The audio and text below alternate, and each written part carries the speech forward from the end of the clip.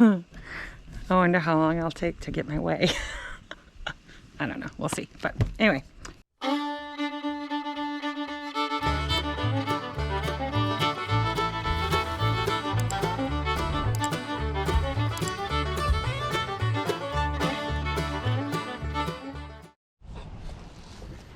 Hello. So we are back from our trip up north, and even though we have a lot of projects already going, we're gonna start another project because we need to get some food in the ground. There's a desperation in my heart to telling me we need to get food in the ground. So take that for what you will, but we're gonna build a greenhouse and we're gonna utilize part of the foundation for the greenhouse. Right, babe? Yeah, what she said. Yeah, so it's going to end up being a little over, I think, 9 foot by 20 foot. So we're going to be able to use these posts here. I mean, we have the foundation. We need to use it. So it'll start over here and it'll go down. It'll be 20 feet, and we're going to use the cattle panels. And then I'm going to do raised potato beds over along that foundation. That way I can continue to build them up. And we're building a greenhouse.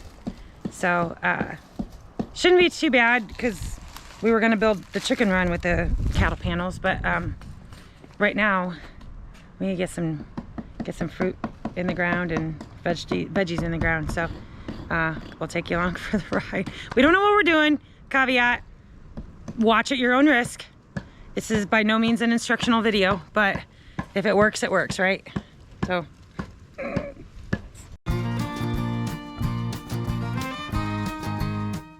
So the first thing we had to figure out was where everything was gonna lie. And we did that by measuring and laying out the 5x5s that we had salvaged and putting them in place where we thought they would go. And that will form the foundation for the greenhouse.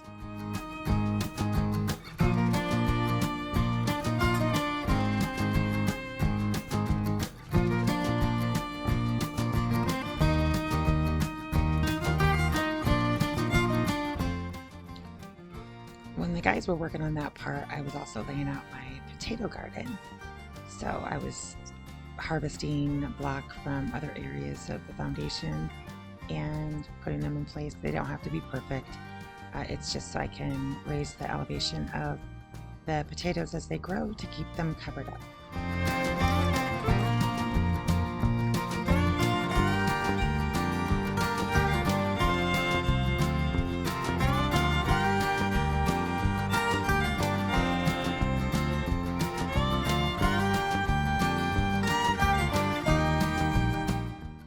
So the guys went ahead and used the rebar that was currently in the 5x5s to pound that down. We only had one block blow out, but it was an excellent idea that stabilized the 5x5s in place and kept it to where we didn't have to do any other further bracing to keep them in place so that the cattle panels didn't push them out.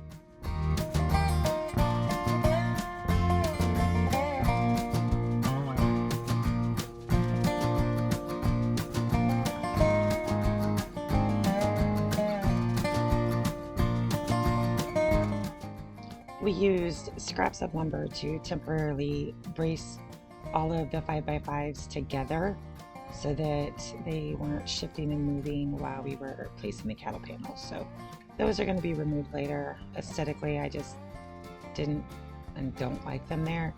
They're not hurting anything leaving them, and they're not hurting anything taking them away either. So we'll take those out later.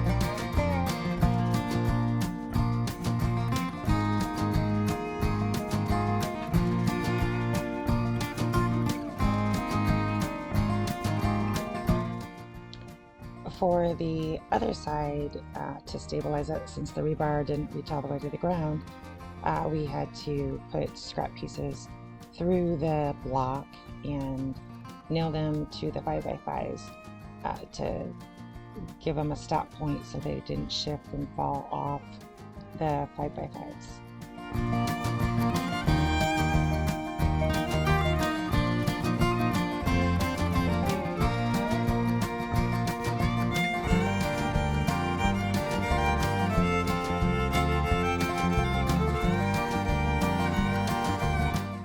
And here we are placing the first cattle panel. It was, like I said, trial and error, and see what worked, see what didn't. So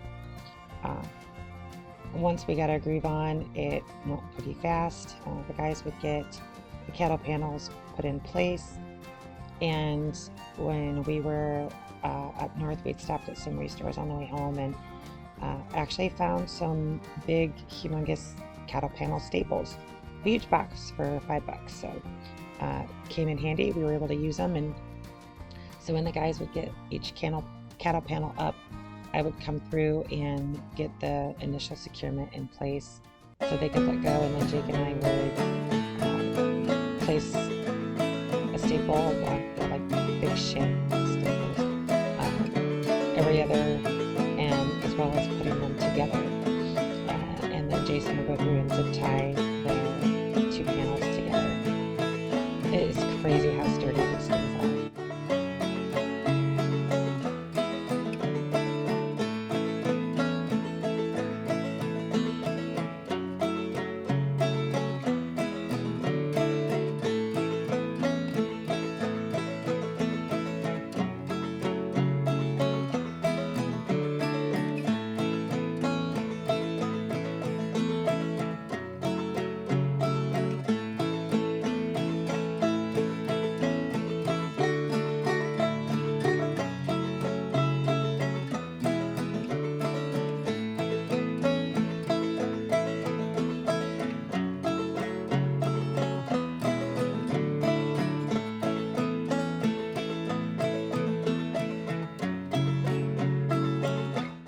So we used a total of 7 cattle panels, roughly about $30 a piece.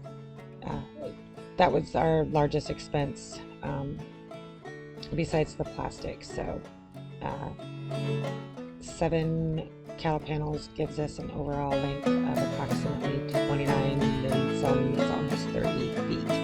So plenty of room to plant my veggies.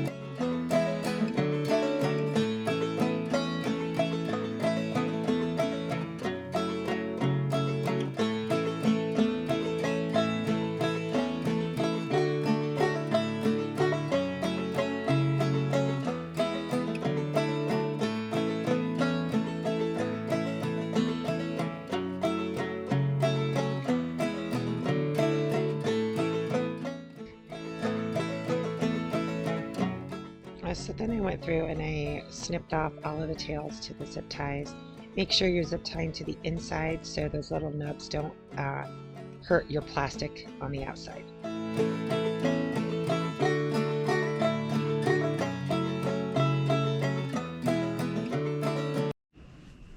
No, hey there. How you doing? Okay, so I am just over the moon happy. And so super stoked and excited. So I'm gonna turn the camera around, and y'all have watched this already on Time Warp, so yeah. So I have a frame of a greenhouse. So, you know, we've gone back and forth about the foundation. Do we use it? Do we not use it? So I've been staring at it and staring at it and staring at it for months, because that's how ideas come to me. Some people use shrooms, I use stairs. So trying to think outside the box, how can we best not let this go to waste and still get something viable and useful on the homestead, which, you know, I need my greenhouse. So, and right now they're over there shoring up this because we're having gale force winds, and that blew up like the Stay Puft Marshmallow Man. So, okay, so I ran out of batteries. Oh, by the way, random thought. So, apparently our chickens didn't come in. So, I don't know if they're gonna come in. I've messaged our chicken guy and I haven't got an answer back yet. So, bug. All right, so I've got 22 chicks coming next month, but I was really hoping to get some ready to lays, and that's what this guy was supposed to be providing for us. So anyway,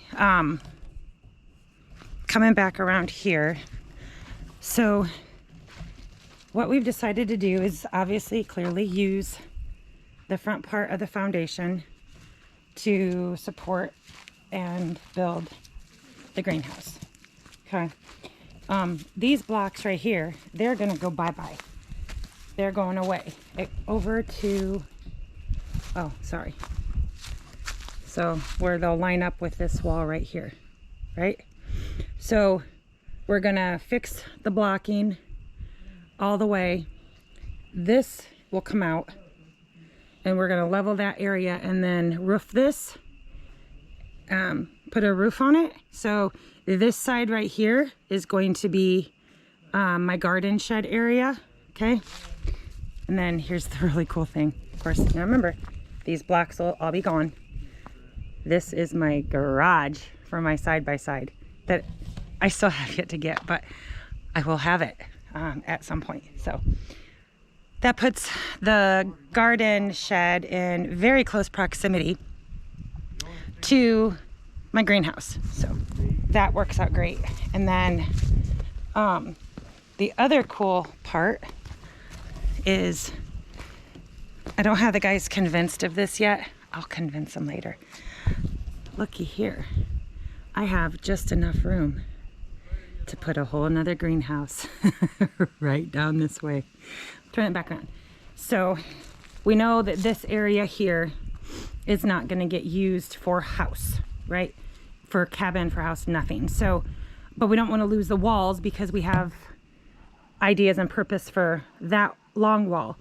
So I get to harvest all of these block, which is where the old, I guess I'm just going to assume their chimney was going to go.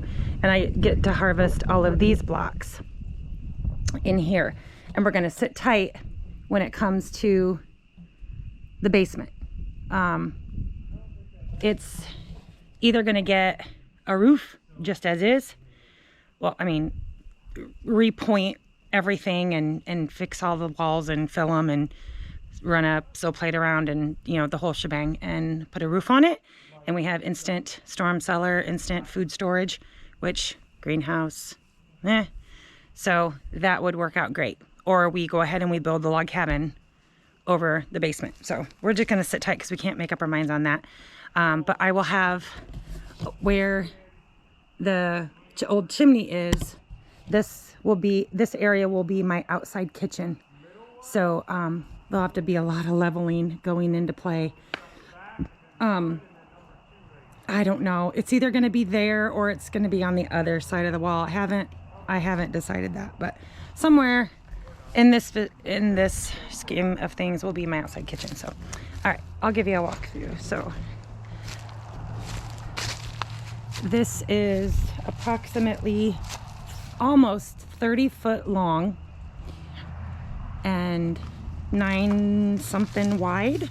So I'll be able to utilize rows there, and maybe even some pots in the center. I'm not 100% sure. And then I'll be hanging stuff obviously from the tops. So excited about that. It will be getting framed in, so I'll have a door on either end so I can access it from either end. And then over here I've just made a little barrier because that's where I'm going to plant all of my potatoes. So that's where that's going to go. So we're trying to make good use of the foundation. As easy as the blocks come apart, I don't feel comfortable putting a huge house on it, or a house period. So I have no qualms whatsoever using it for a greenhouse, and I am just so thrilled. So tomorrow, when we don't spend half a day shopping,